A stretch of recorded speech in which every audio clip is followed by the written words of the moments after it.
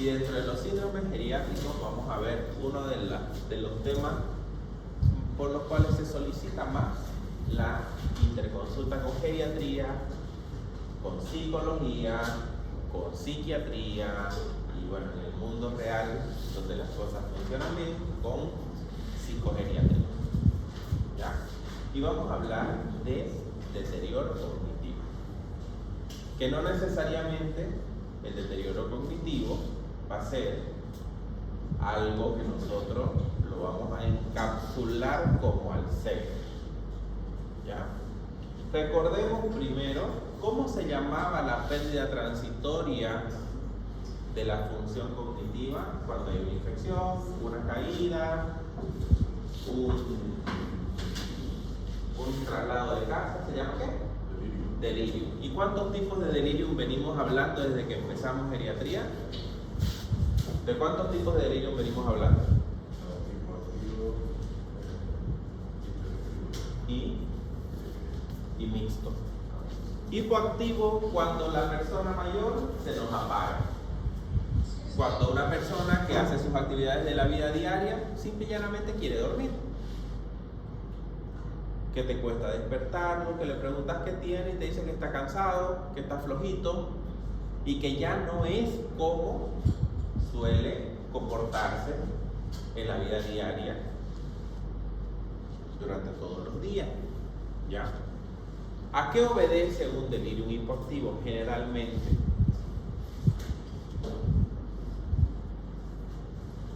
de depresión, duelo,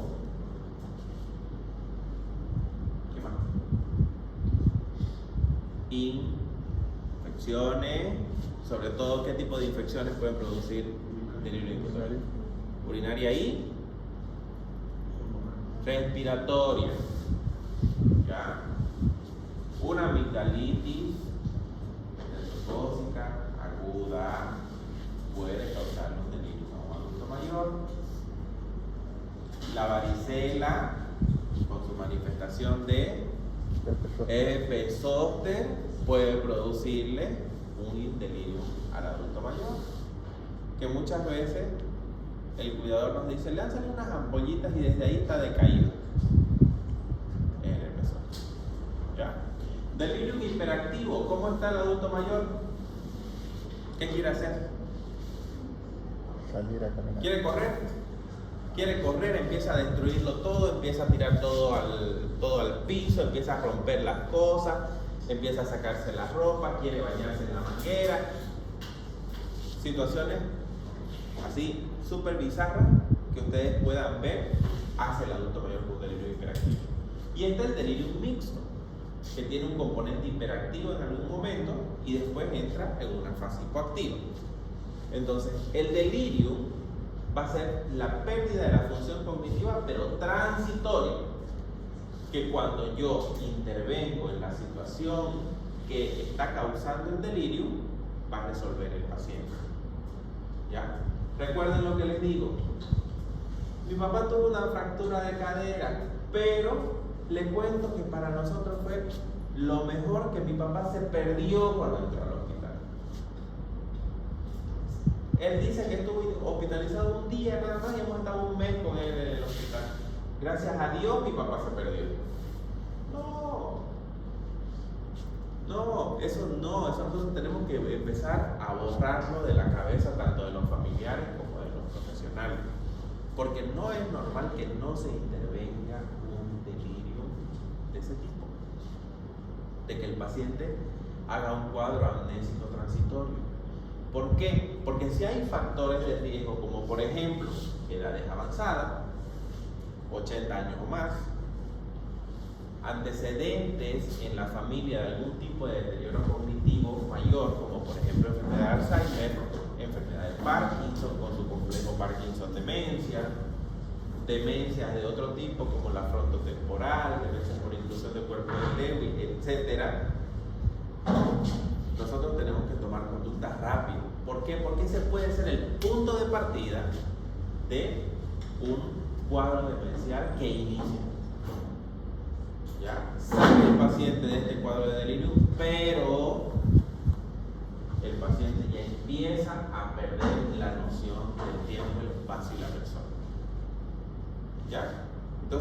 clarito lo que es delirio. No hemos hecho conferencia de delirio, porque queremos entrar al tema de trastorno cognitivo. ¿Ya? ¿Y qué es la función cognitiva?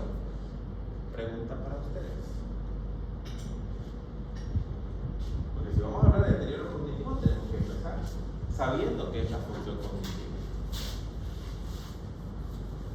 Adelante. Medicina interna.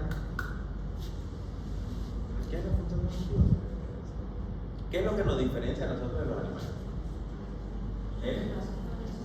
Él podría ser también estar presente en la esfera del tiempo, el espacio. Ajá. ¿Y qué más? Razonar, pensar. El razonamiento complejo. ¿Ya? La función cognitiva es lo que nos diferencia del resto de los mamíferos. ¿Por qué? Porque tenemos un pensamiento y razonamiento claro y complejo. ¿Para qué? Para realizar nuestras actividades, nuestra vida de relación, etc. Pero si no sabemos qué es función cognitiva, no vamos a poder ni siquiera aplicar un test. ¿Ok? Entonces, vamos a revisar esa parte. La función cognitiva es lo que nos va a llevar a pensar, nos va a llevar a sentir y nos va a llevar a relacionarnos. Pensar, sentir, relacionarnos. En el adulto mayor estas tres cosas están alteradas cuando hay un deterioro cognitivo.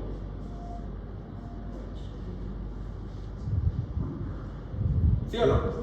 Sí. Entonces vamos a entrar en materia.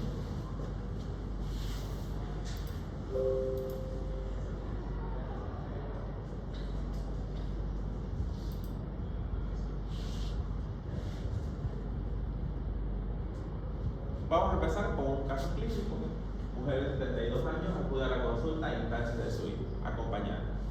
Durante los últimos 6 meses ha notado ciertas dificultades para encontrar algunas palabras. Niega a padecer de problemas de memoria o de otros aspectos. Los chicos del grupo, cuando le aplicamos el test al paciente de ustedes el día miércoles, ¿qué se dieron cuenta, Gabriel? Coméntenos un poquito así, rápido. En una parte, el paciente no podía escribir bien, no estaba orientado.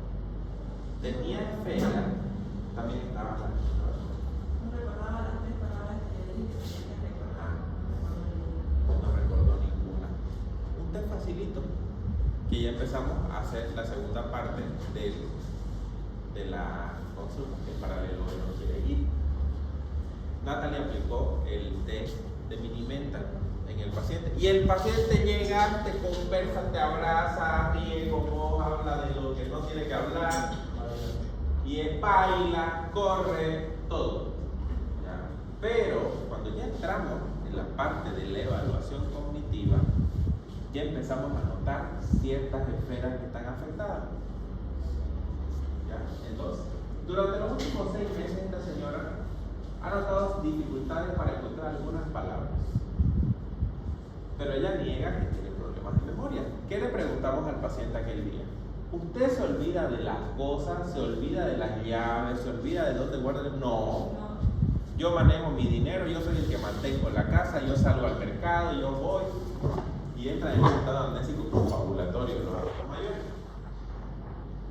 ¿Ya? Se llama estado amnésico confabulatorio cuando te inventan un cuento, pero de perfección.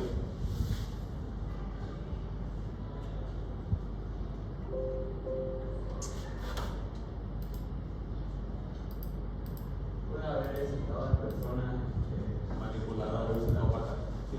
adultas. No, y jóvenes. Y jóvenes psicópatas, manipuladores, narcisistas, patológicos, también pueden haber estados amnésicos confabulatorios. Y eso es terrible. Esa es una red flag que ustedes tienen que ver en sus relaciones desde ya. Quien les dice, muéstrame tu teléfono, es que quiero ver la hora. Cuando entras a ver, están todos los chats abiertos. O si no, pongamos música de tu teléfono y lo último que ven es la música. Y cójalo. Prefiere que su madre, el paciente, el acompañante, prefiere que su madre ha tenido problemas de memoria que empezar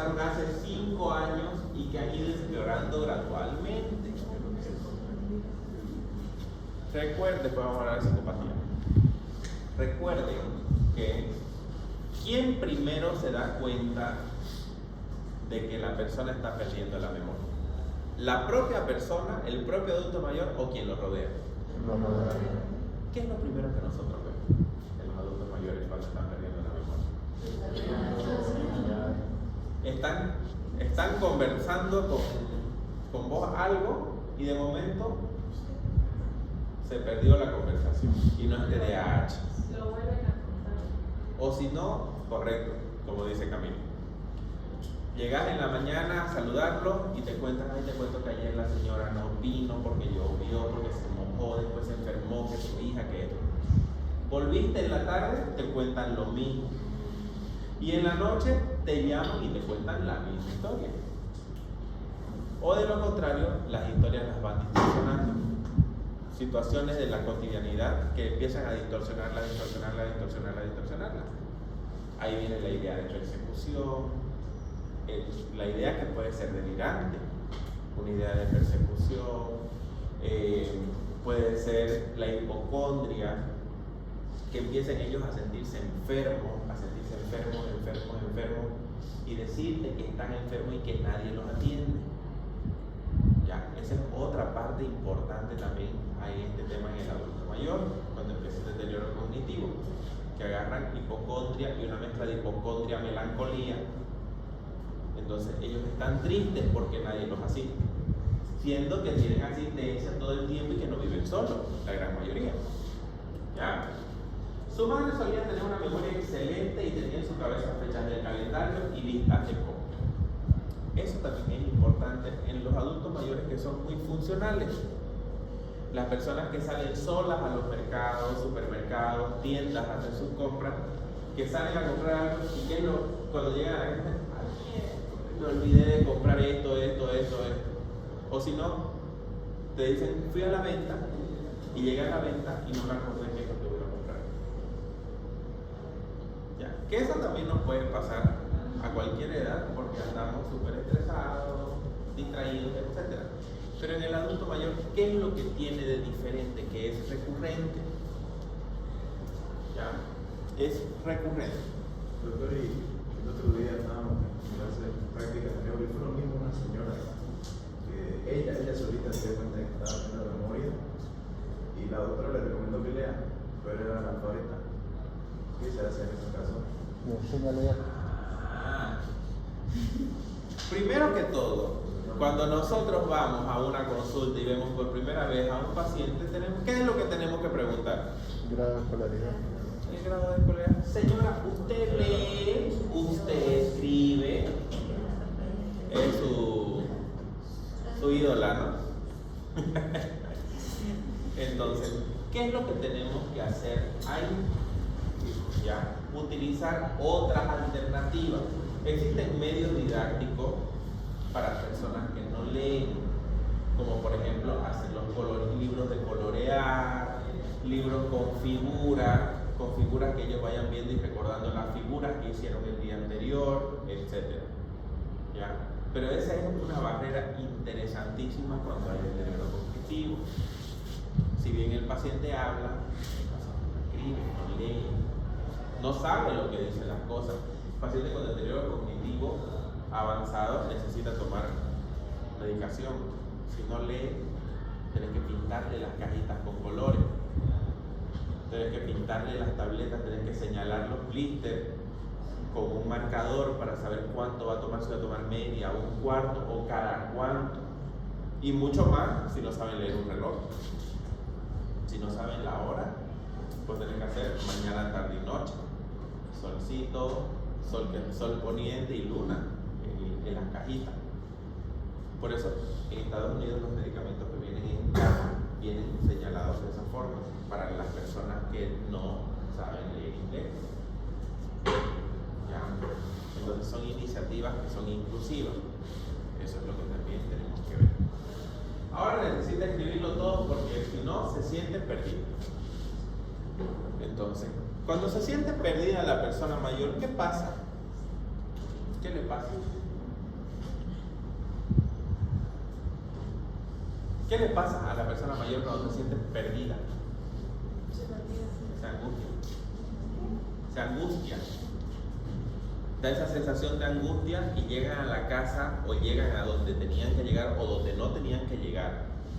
Y la sensación de angustia no lo deja ni siquiera hablar. ¿Han visto cuántas personas mayores se pierden de sus casas en Facebook? Son personas que salen rumbo a una dirección que conocían, pero en el camino se atravesó un mito, se atravesó una movilidad, tuvieron que parar en el semáforo para cruzar la calle y se desorientaron. Ya, eso es lo que pasa. Vive con su marido, que ha tenido que hacerse cargo de ciertas tareas del hogar que ella solía hacer, como ir a la tienda de comestibles. Sigue cocinando, pero ahora solo prepara unos pocos platos y los ha simplificado mucho respecto a cómo lo solía preparar. Ese es un dato que el esposo nos está brindando, que también es importante a la hora de la evaluación.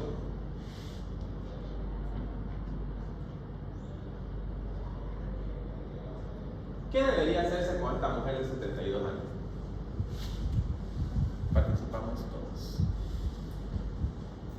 ¿Qué debería hacerse con esta persona de 72 años? Evaluarla.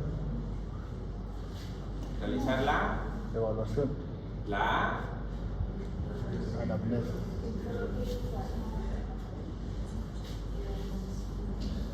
Con B empieza la palabra. La valoración geriátrica, la valoración geriátrica integral. Recuerden, tenemos que ver al adulto mayor como un todo, no solamente como la pérdida de memoria. ¿Por qué? Les estaba diciendo, el hipotiroidismo produce pérdida de memoria. El déficit de vitamina B12 produce pérdida de memoria. El déficit de vitamina D produce pérdida de memoria.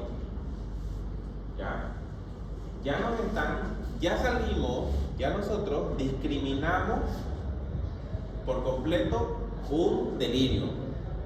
Porque recuerden que el delirio es algo agudo. Ya acompaña un proceso agudo. Y ya el familiar, cuidador o simplemente el hijo que va una vez a la semana nos dice que hace 5 años la paciente está perdiendo la noción de las cosas. Entonces, ¿qué debería hacerse con esta mujer? Una valoración geriátrica integral. Si quieren, lo apago. ¿Lo apago?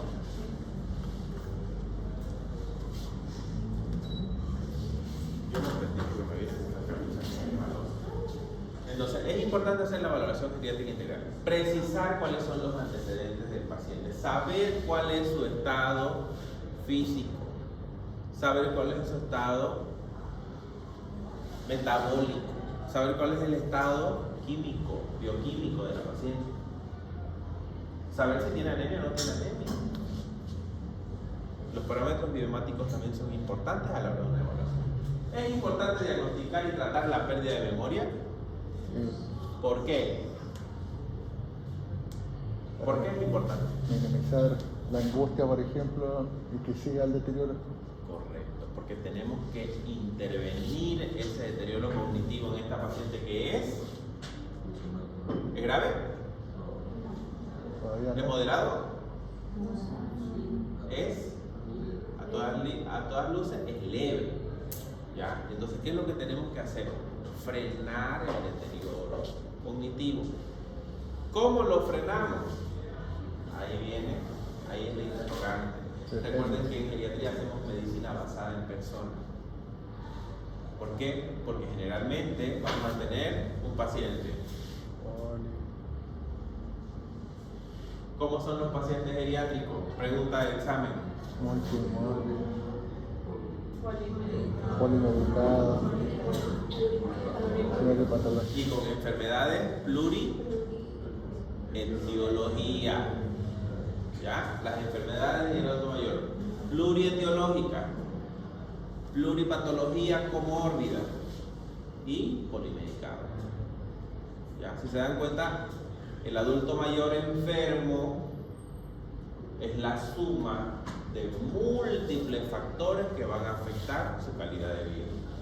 ¿Ya? Entonces es importante diagnosticar y tratar la pérdida de memoria para frenar el avance, porque queremos tener viejos conscientes y viejos saludables.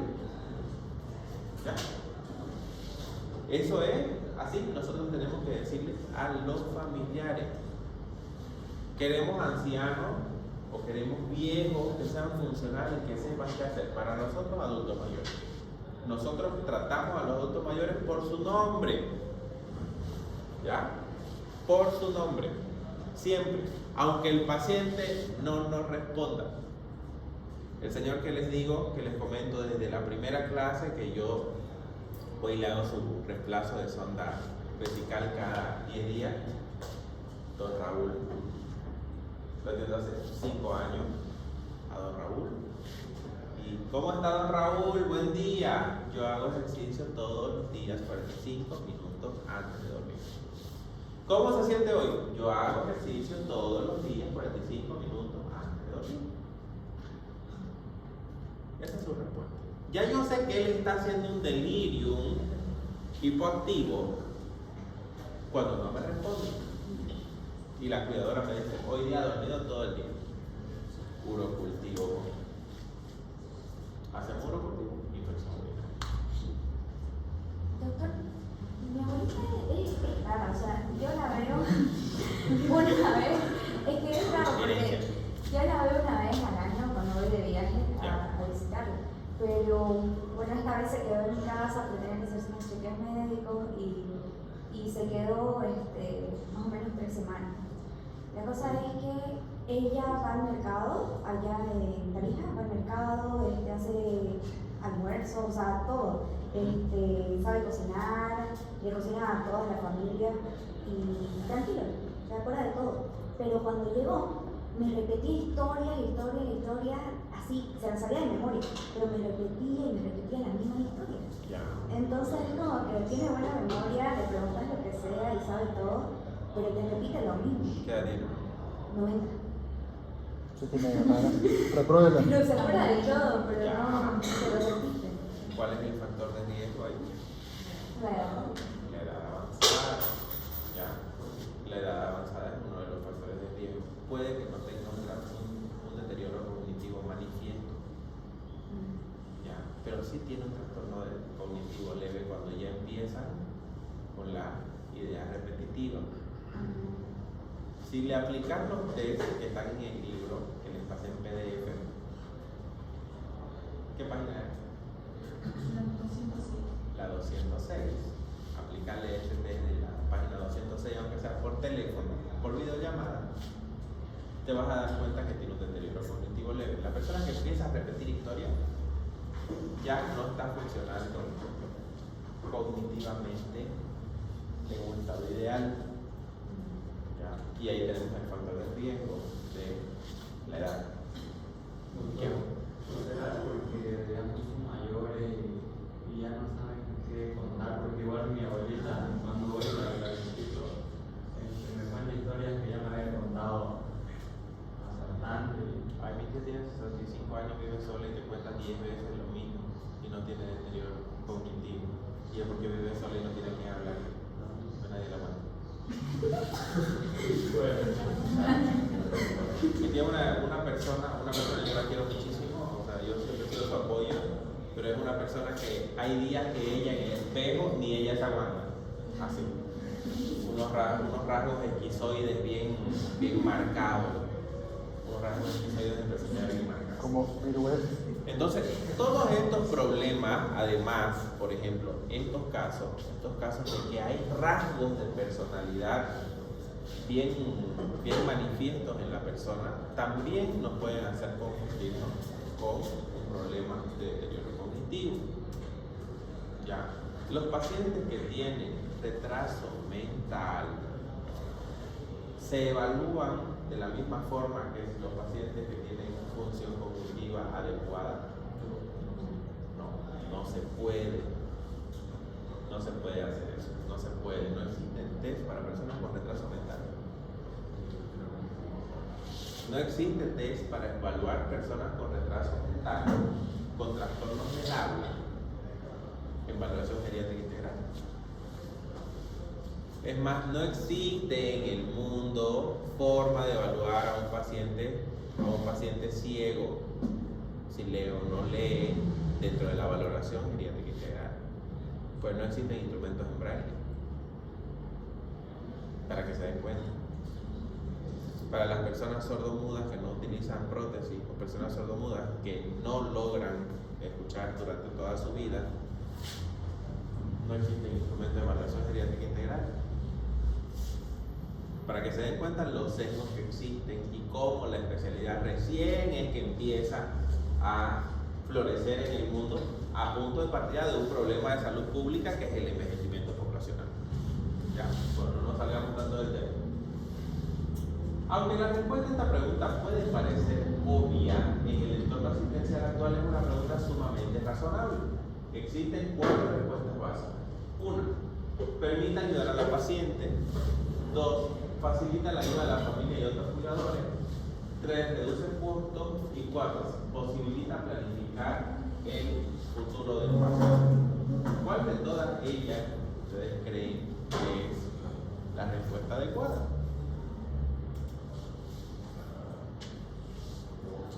Todas. Pregunta de examen.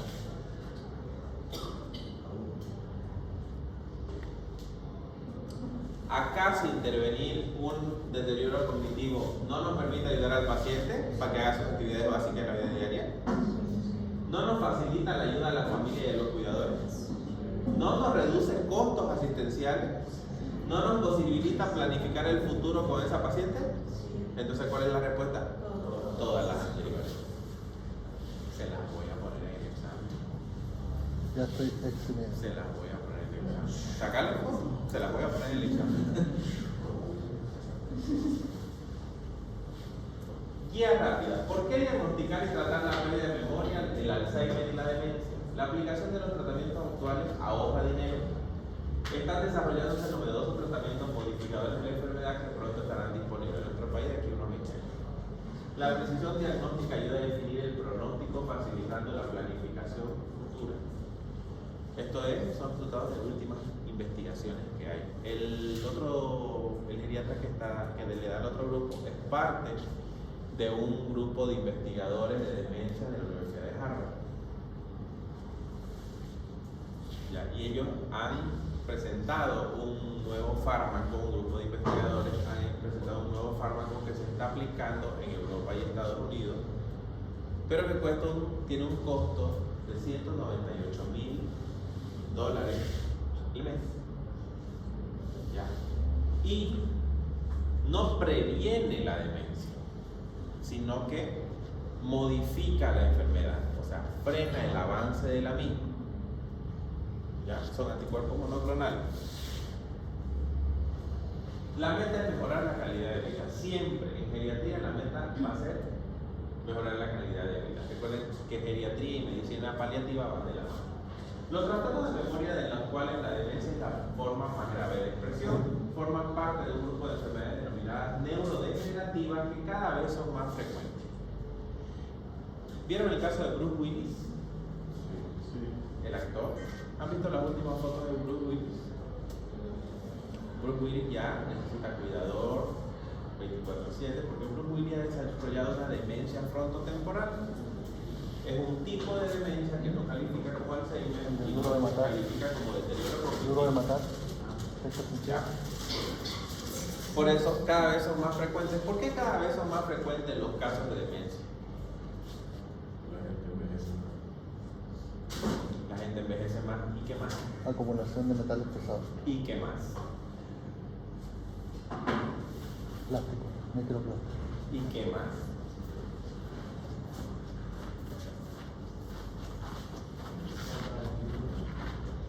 ¿Y qué más? Las cosas que se consumen. Ya. Medios diagnósticos. Recuerden, el médico diagnostica lo que sabe y el médico no diagnostica lo que no sabe. Ya. ¿Ya? Si tenemos auxilio de medios diagnósticos, si tenemos los test en el consultorio, recuerden que el mercado mundial de la salud en cuanto a oportunidad laboral cada vez es más competitivo. Y el que sabe un poquito más, diagnostica un poquito más y tiene más pacientes. Y si tenés medios diagnósticos a disposición, obviamente vas a diagnosticar más casos de demencia.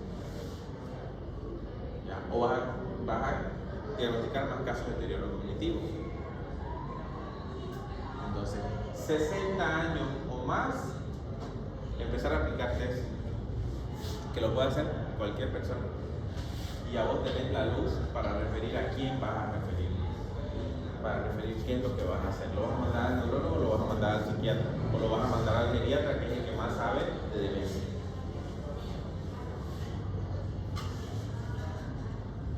El tratamiento correcto dependerá de un complejo diagnóstico diferencial, donde vamos a buscar estos tipos de deterioro cognitivo, de enfermedades, problemas o noxas que van a producir deterioro cognitivo.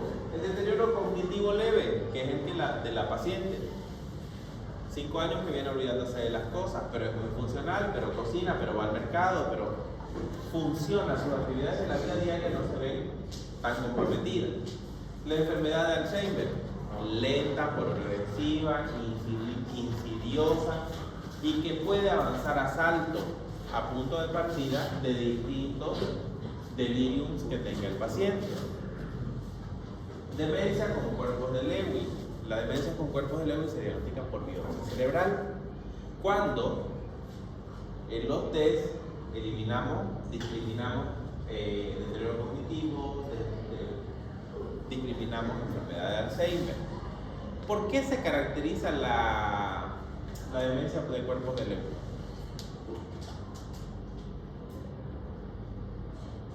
¿Han escuchado hablar de ese tipo de demencia? ¿Por qué se caracteriza?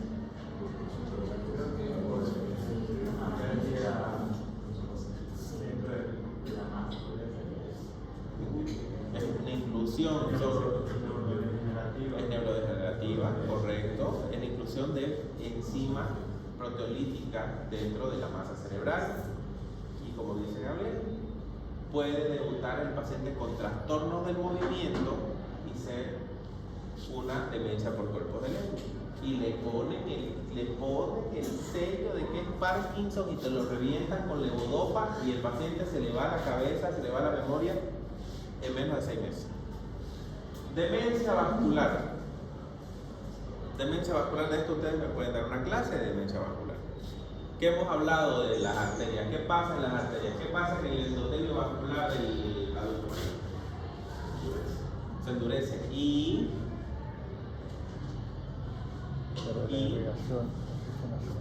se acumula ¿qué?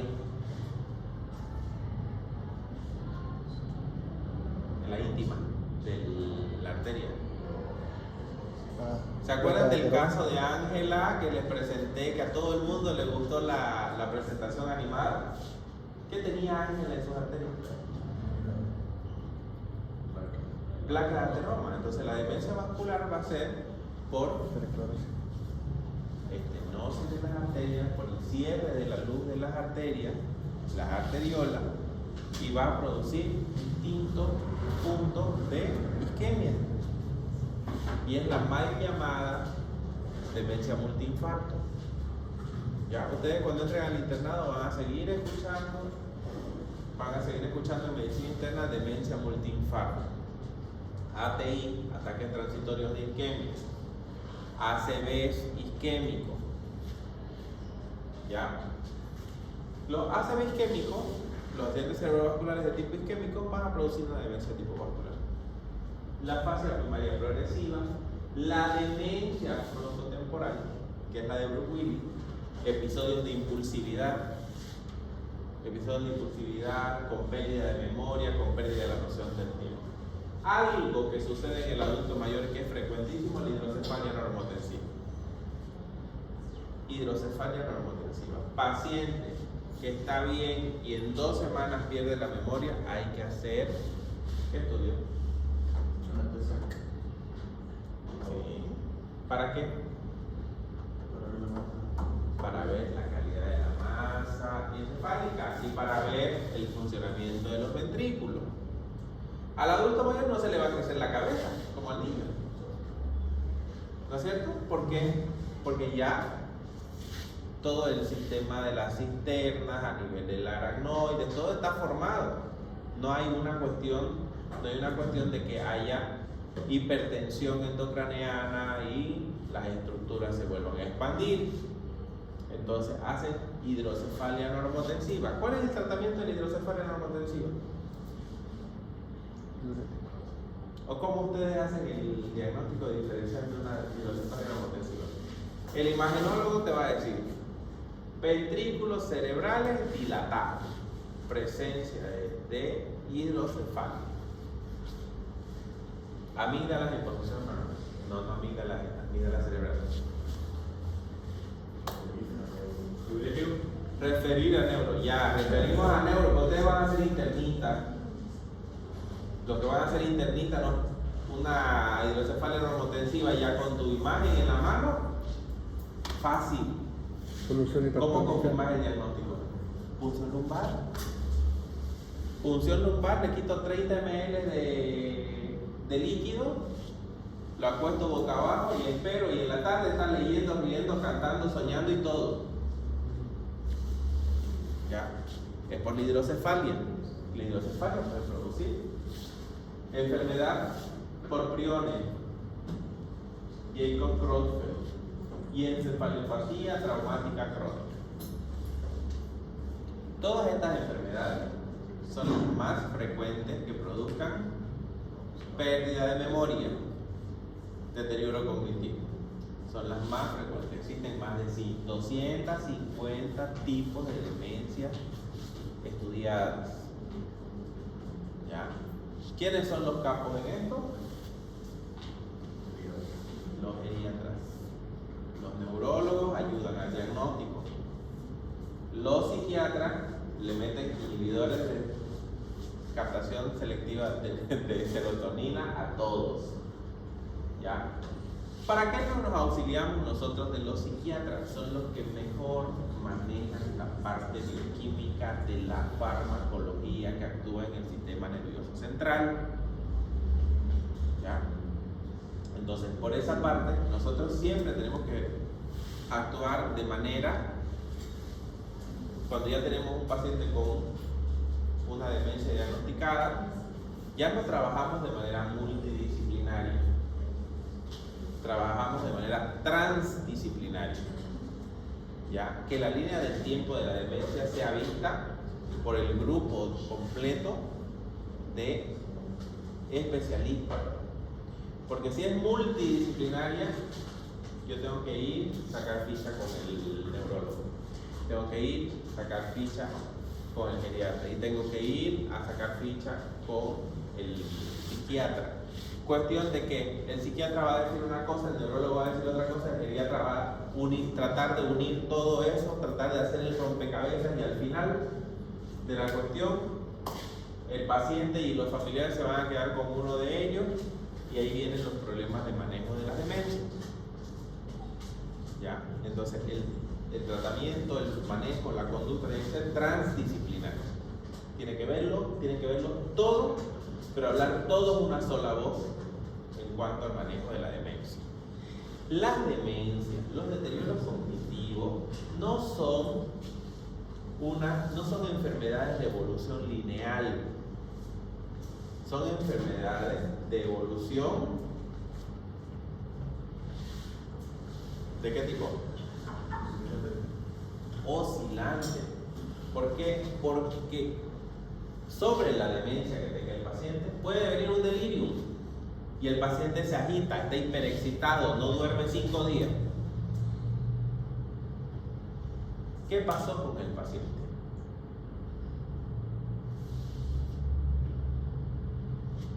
¿Qué pasó con el paciente?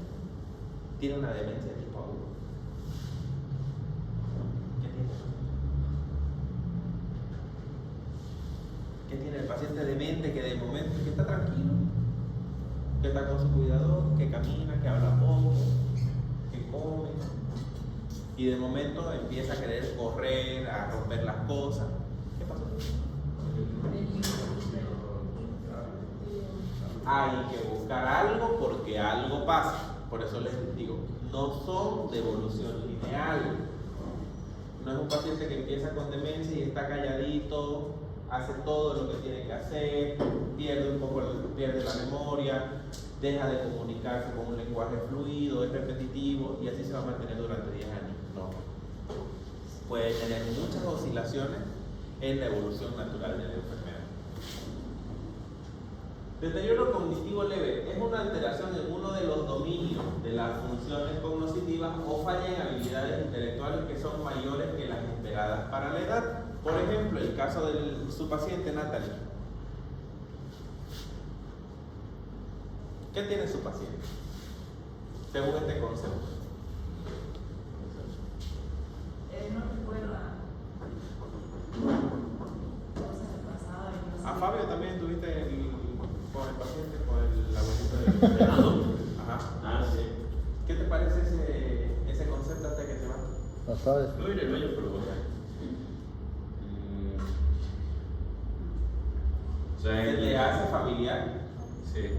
El señor sabe cómo se llama, sabe que es su nieto, sabe quién es su esposa, sabe dónde vive, come solo, se baña solo, camina. ¿No te parece? Tiene familiar? conocido, sí. No pueden leer y escribir. Correcto. Hay funciones en los dominios que no están relacionadas con su edad. ¿Ya?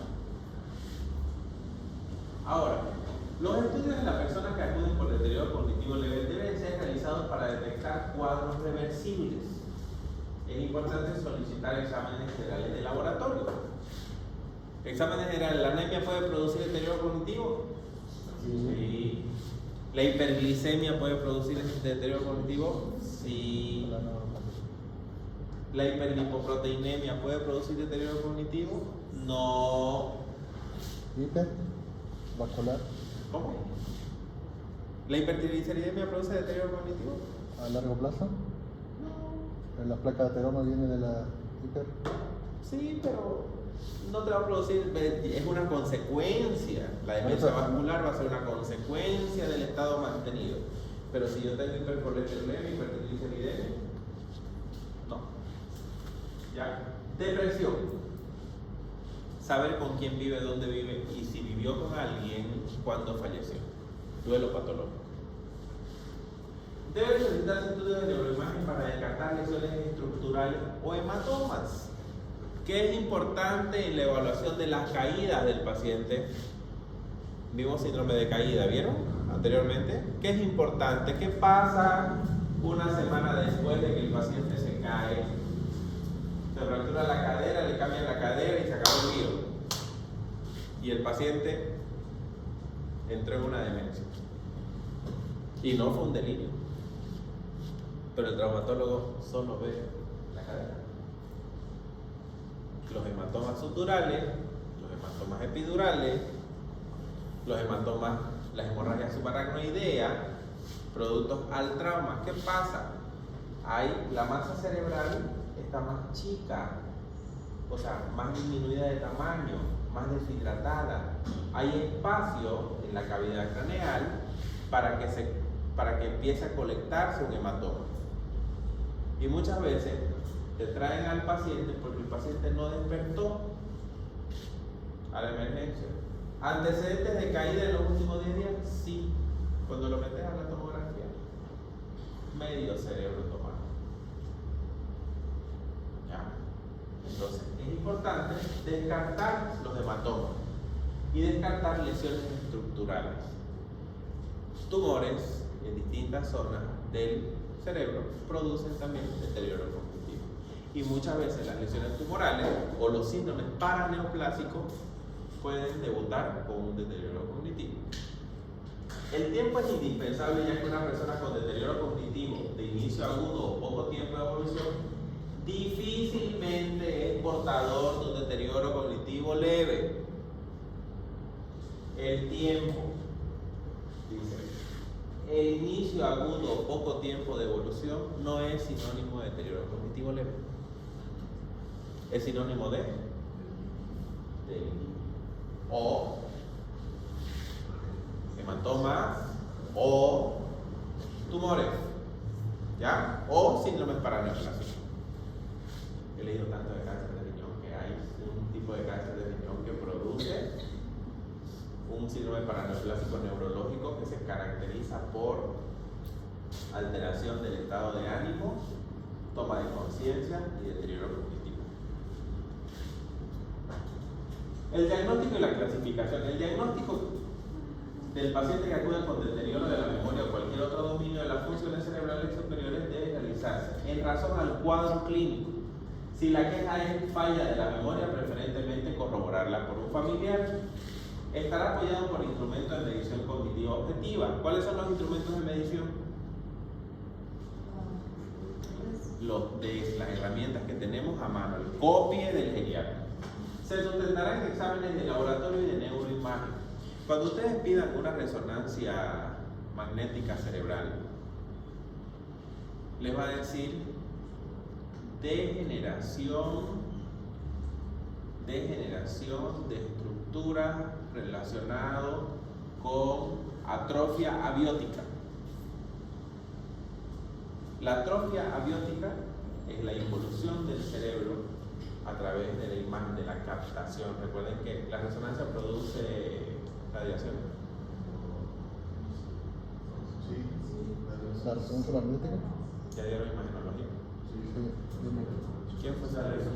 ¿Quién fue su docente de imagen? Pablo. ¿Cómo funciona el resonador?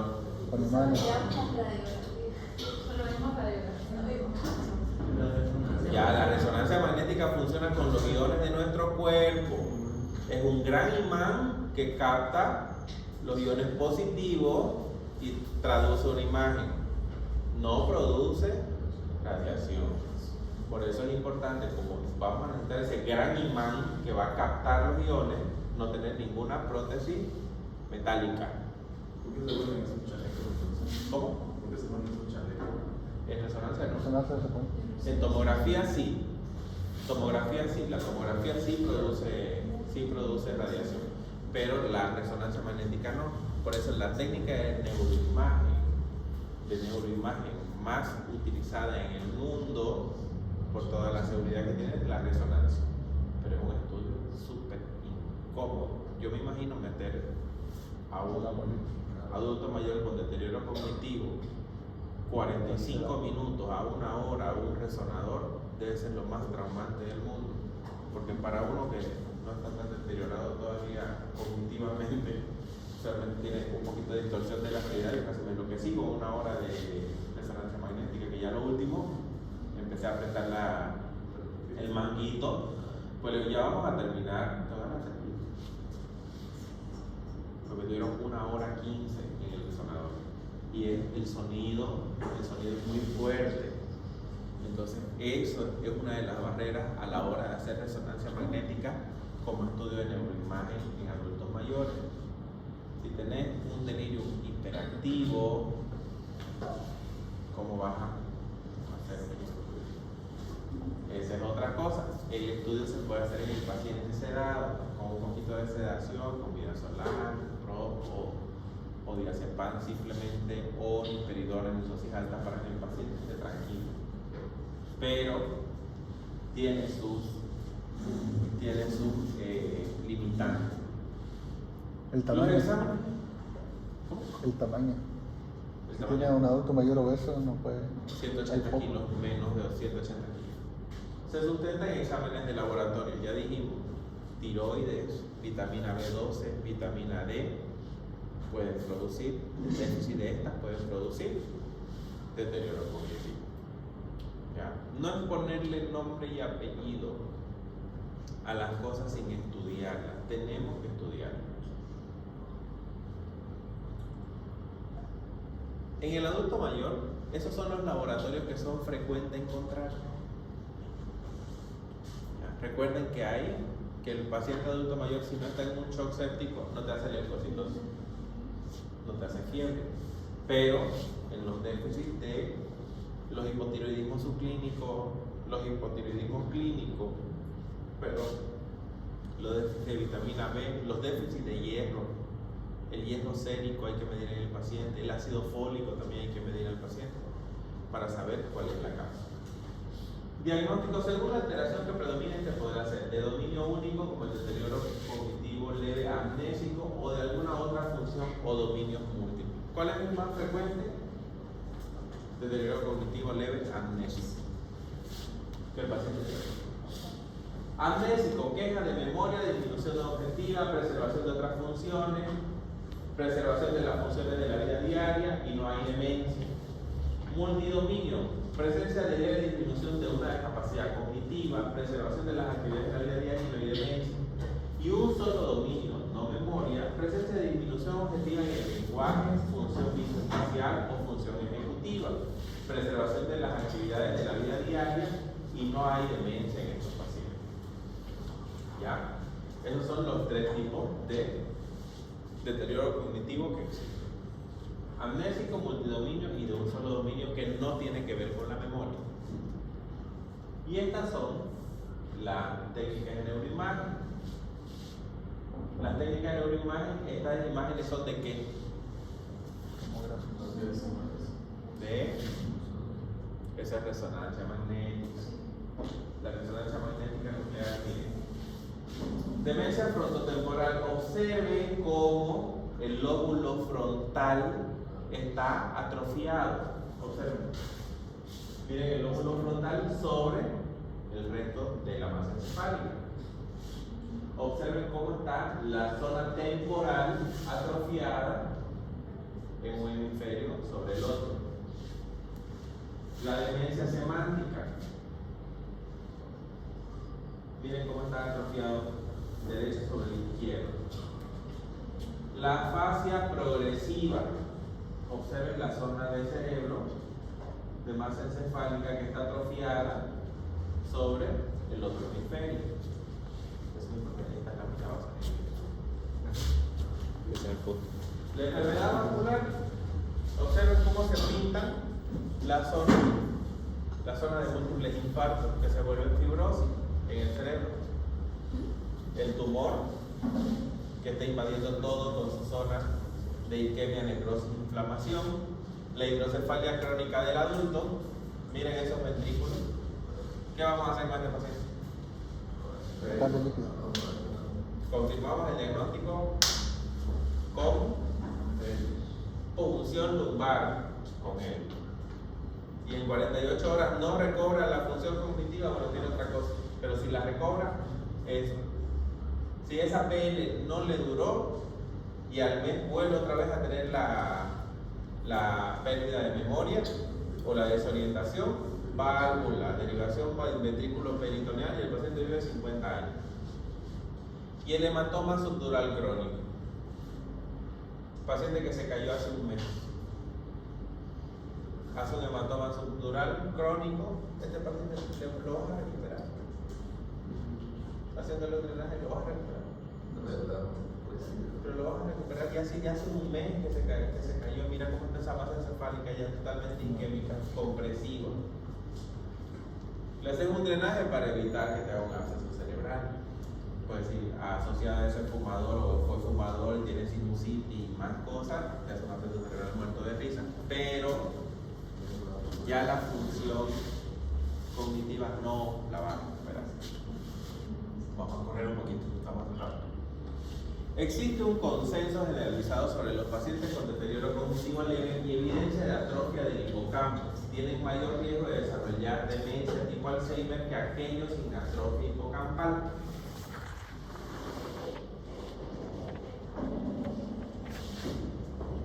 ¿Ya? Entonces, es importante ver esta parte en la neuroimagen, revisar la parte del hipocampo para saber cómo está esto y cuál va a ser la progresión hacia Alzheimer o no. Existe un complejo, que lo vamos a ver más adelante, que es el complejo Parkinson-Demencia, el terror del geriatra. El complejo Parkinson-Demencia. Los síntomas cognitivos y neuroconductuales transitorios podrían aparecer en la preclínica de la enfermedad de Alzheimer. ¿Ya? Para el deterioro cognitivo leve y la demencia, aunque la cognición es la característica principal, los cambios neuroconductuales, estado de ánimo, ansiedad, motivación coexisten comúnmente y pueden ser una parte prominente de la presentación de la enfermedad de Alzheimer. ¿Ya? Cuando el paciente que es tranquilo, que lleva una vida normal, comienza a ponerse agresivo, que explota con todo el mundo en la casa, que no puede salir a la calle, que se está peleando hasta con el perro del vecino, y asociado a eso tiene más de 60 años, y asociado a eso se está olvidando de las cosas, ya tenemos que empezar a ver los cambios neuroconductuales. ¿Por qué? Porque pueden ser el inicio de un proceso de demencia. Tratamiento de deterioro cognitivo. Primero, no se ha encontrado medicamento alguno que muestre resultados satisfactorios en el deterioro cognitivo. No lo hay. Pero, como hacemos medicina basada en las personas, vamos a ver todos los factores que tiene este paciente para poder hacer un tratamiento de manera integral.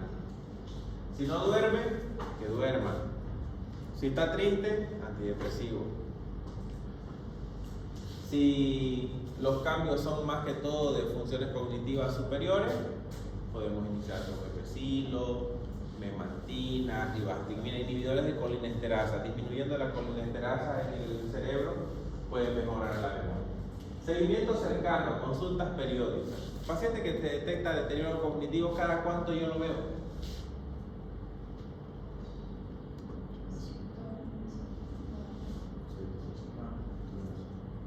Dos veces al mes. Lo veo las veces que sea necesario. ¿Ya? Seguimiento cercano. Si yo detecto que tengo un deterioro cognitivo leve, ahora yo me voy a auxiliar del antiguo. ¿No es cierto? Tecnología, informática y la comunicación. Videollamada con el paciente. ¿Qué voy a hacer en la consulta del paciente que tiene deterioro cognitivo leve diagnosticado? Test. ¿Qué voy a hacer? Los test. Yo voy a ir evaluando qué esfera de la memoria, qué esfera de la cognición se está viendo afectada. Y voy a hacer una comparativa. No le voy a hacer los test cada semana que quiera venir la persona, ¿no? Pero lo voy a hacer cada 3 meses. Y voy a ir probando cada vez, porque el paciente va a ser medicado, voy a ir probando después de la terapia ocupacional, de la psicoterapia que lleva el paciente, voy a ir viendo cómo va el progreso en cuanto a que el paciente recupere o el paciente frene el deterioro cognitivo. Control de factores de riesgo. Si el paciente fuma, empezamos terapia para quitar el hábito de fumar. Si el paciente tiene hipercolesterolemia, hipertrigliceridemia, tratamiento. Si el paciente es diabético y está descontrolado, lo controlamos. Si es hipotiroideo, lo tratamos. Terapia cognitiva y ejercicio físico. Dieta mediterránea, antioxidante y sueño apropiado. Dieta mediterránea, bueno, eso es un mundo donde el dólar no está tan caro como el nuestro y donde las personas tienen posibilidades de conseguirlo, ¿no? Aquí generalmente la dieta está cambiando. Concretamente se está consumiendo mucho más carbohidratos, los diabéticos están descompensándose, los adultos mayores apenas tienen para comer. O sea, estamos hablando del adulto mayor promedio para un centro de salud, ya que ustedes lo van a ver en los hospitales donde les toca hacer su internado. Demencia, síndrome caracterizado por la presencia de deterioro cognitivo persistente que interfiere con la capacidad del individuo para llevar a cabo sus actividades profesionales o sociales. Ya cuando tenemos el diagnóstico de una demencia, el paciente ya pierde la vida de relación, conoce a Dios, conoce a personas dentro del entorno y poco a poco va olvidando y va dejando de reconocer personas dentro de este entorno. ¿Ya? Es la demencia. Puede afectar cualquiera de las funciones cerebrales: memoria, lenguaje, atención, praxis, que es la facultad que tenemos para manipular objetos, expresiones, ideas, y funciones ejecutivas como la resolución de problemas o la inhibición de respuesta. Estas son las funciones que afectan la demencia. No todas pueden estar afectadas en un mismo individuo, o pueden estar afectadas todas, o simplemente unas cuantas. Habilidades motoras y tiempo de reacción. ¿Cómo se pone el paciente con demencia? Si yo le digo, vamos a hacer la prueba del SPPB de la marcha.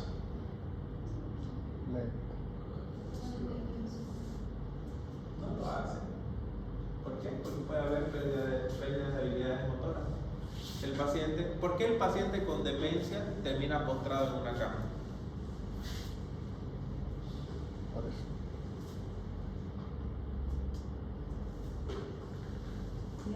¿Por qué termina postrado en una cama el paciente con demencia? Está perdiendo toda su capacidad funcional. Correcto. Pierde la capacidad funcional, y si hay pérdida de las habilidades motoras, el paciente simple y llanamente deja de caminar. Pero para eso es importante la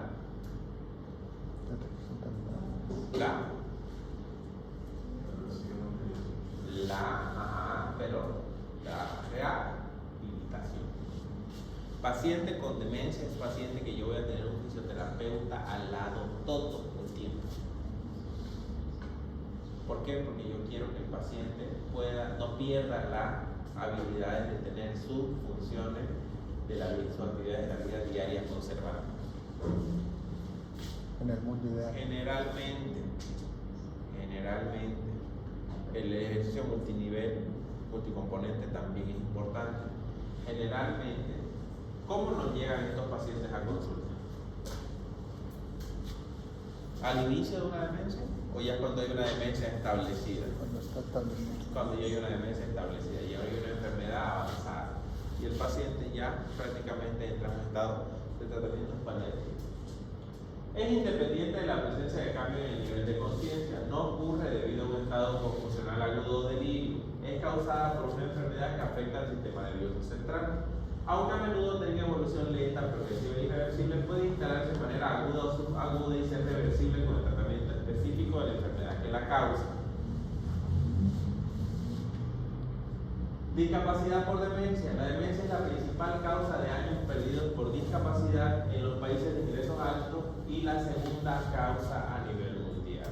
Ya dieron salud pública, ¿no?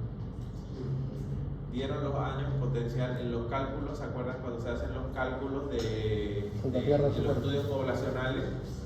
No se acuerdan. Sí. Ahí están los años perdidos por discapacidad. Ahí se calculan los años perdidos por discapacidad para sacar las tasas de esperanza de vida. Entonces, principales tipos de demencia. Está la demencia vascular, la Alzheimer, demencia asociada a Parkinson, demencia con inclusión de cuerpos de Lewis, la esclerosis del hipocampo y la demencia frontotemporal conductual son las principales. El 77% de la demencia va a ser Alzheimer. La demencia del cuerpo de Lewis, un 26%, un 13% va a ser la demencia de hipocampo y demencia frontotemporal, y un 18% la demencia vascular. A mi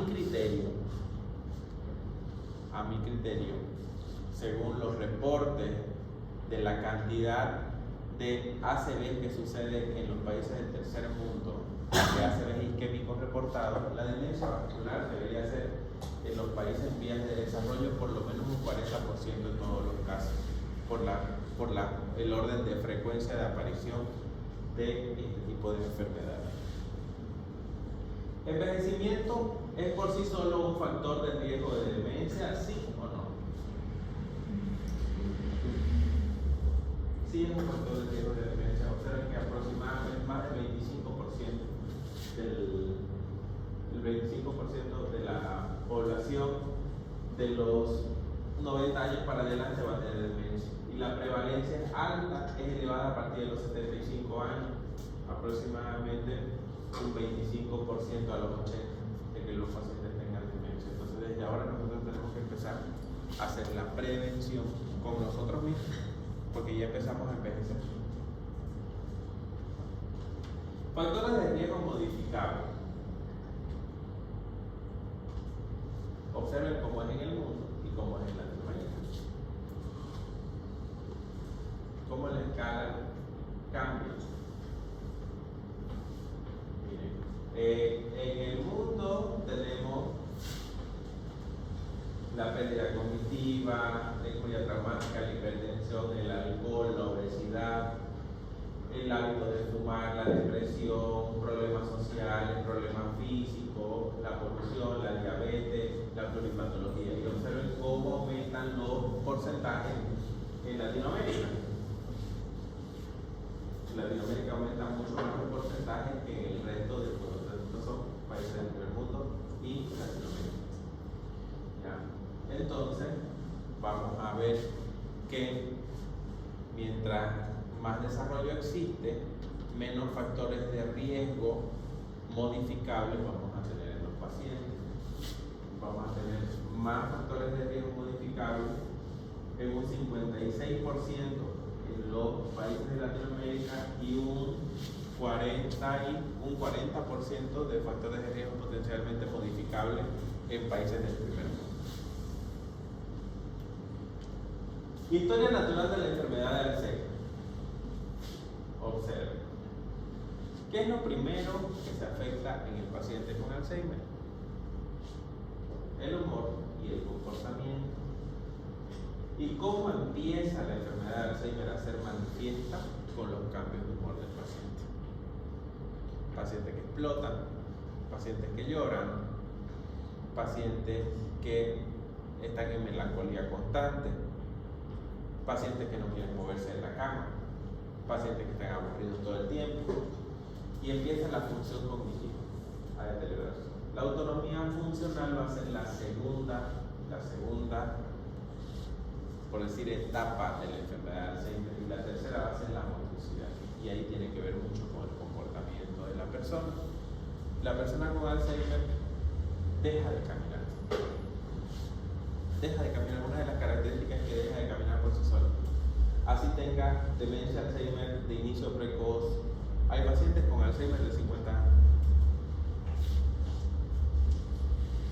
¿Ya? ¿Por qué? Porque cada vez las enfermedades empiezan a aparecer en pacientes con menor edad. ¿Por qué sucede eso? Por el acúmulo de los factores de riesgo que no se modifican. Evaluación y seguimiento continuo. Diagnosticar y tratar. Evaluar la cognición, la función y el comportamiento. Tratar el momento del diagnóstico. Considerar la implementación de intervenciones farmacológicas.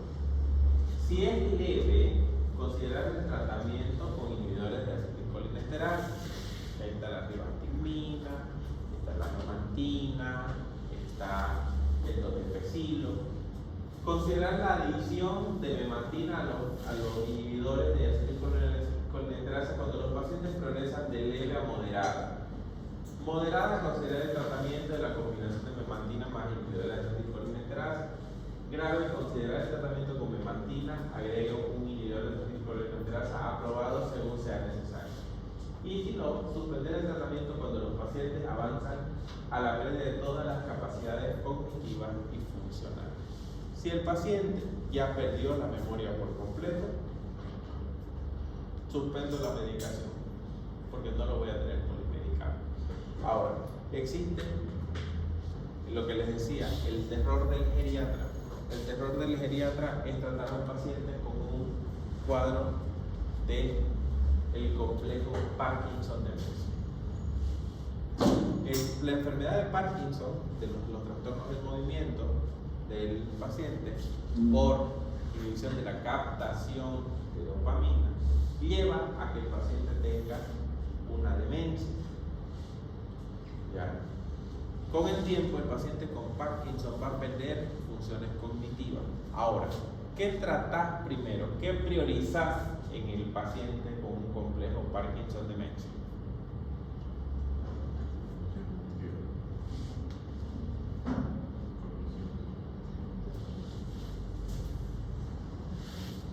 ¿Alguien más?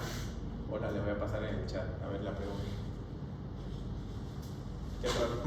¿Qué tratan? Le voy a mandar un audio. ¿Qué tratan primero? A ver, para que miren para acá. ¿Qué tratan primero? ¿El trastorno del movimiento, la rigidez del paciente en el Parkinson o la función cognitiva? La función cognitiva. Entonces, ¿qué voy a hacer yo si la medicación del Parkinson más la historia natural del Parkinson me va a afectar la función cognitiva? ¿Qué es lo que tengo que hacer? ¿Cómo voy a manejar al paciente con complejo Parkinson demencia para garantizar que el paciente tenga función cognitiva? ¿Cómo debe ser mi tratamiento?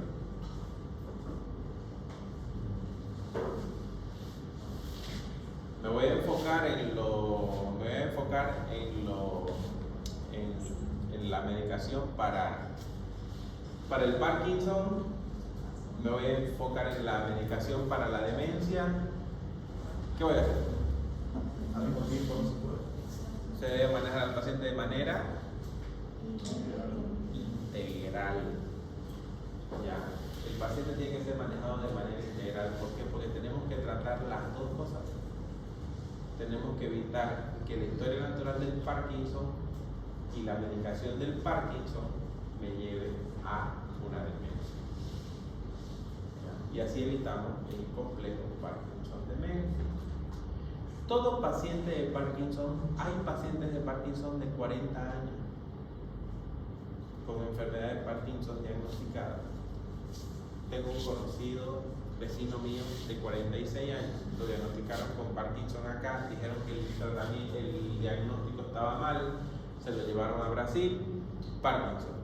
Se lo llevaron a Estados Unidos, Parkinson. Ya, 46 años debutó con Parkinson. ¿Cuál era el síntoma que tenía el paciente? No temblaba, sino que empezó a abrir el centro de gravedad durante la marcha y a ponerse rígido. Se llama astasia abasia, ese síntoma. Astasia abasia, oscilaba hacia adelante y hacia atrás y abrió el centro de gravedad. Y empezó con rigidez de las articulaciones de la rodilla.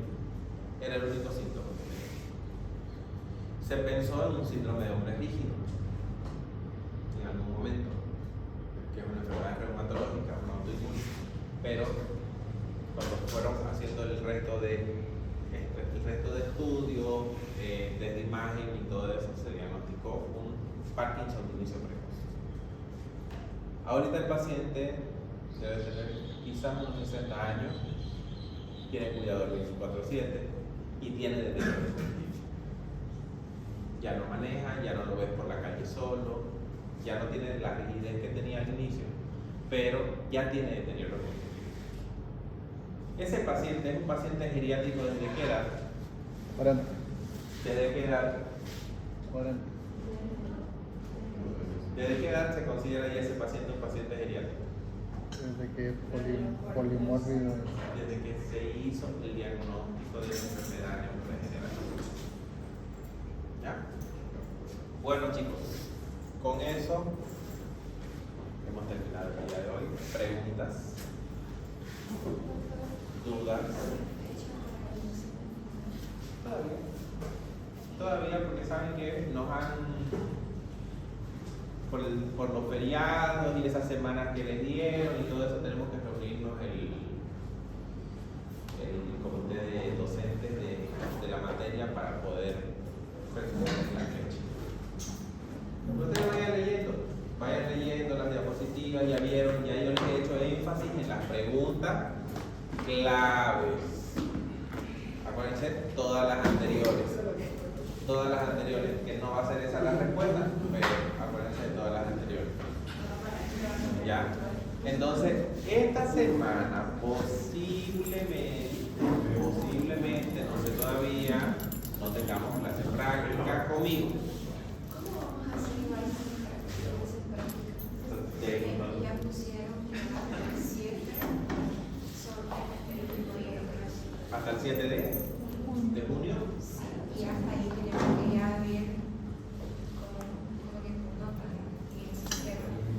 Y el 18 de marzo sería el último día de clase de la normal. Dice que es julio de la semestral, por eso preguntaba. Buen dato, voy a hablarlo con el profesor, porque ya nos quedan 2 semanas de clase. Tenemos que correr, tenemos que hacer cardio, geriatría. El próximo sábado